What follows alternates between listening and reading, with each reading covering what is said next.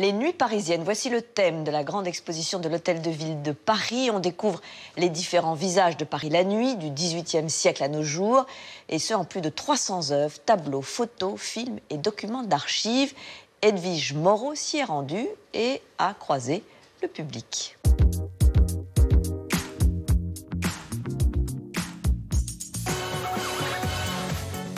Avis aux noctambules, l'Hôtel de Ville de Paris se transforme en temple de la nuit. L'exposition parcourt les lieux mythiques du XVIIIe siècle à nos jours. Et c'est au début du XIXe siècle que s'inaugure la ville lumière, avec le déploiement massif des systèmes d'éclairage ouvrant l'avenir des nuits parisiennes.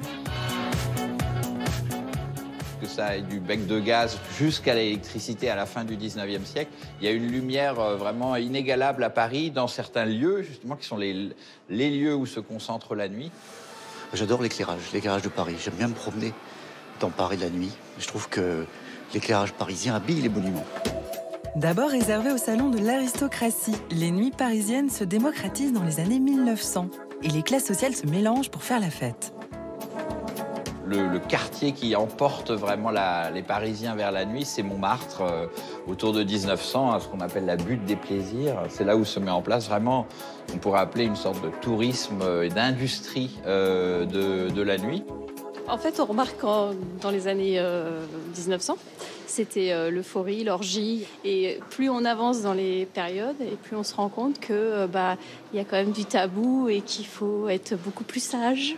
Réagissant à ça, au début des années 10-20, c'est Montparnasse, qui est une sorte d'anti-Montmartre, si on veut, ou de pendant de Montmartre, beaucoup plus concentré, beaucoup plus artiste. Les écrivains, les dandys, c'est Brassailles d'abord et avant tout. Et c'est la magie de la lumière au cœur de la nuit. Et à la fin des années 40, début des années 50, voilà, on se met à danser sur des disques. Il n'y a plus d'orchestre, jusqu'au Palace, qui serait un petit peu, disons, le dernier grand moment de la nuit parisienne dans les années 70-80.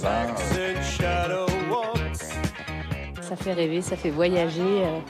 Et ouais, ça fait réfléchir aussi, parce que je pense qu'ils avaient vraiment le sens de la fête. Et aujourd'hui, on a beaucoup trop de retenue par rapport à ça.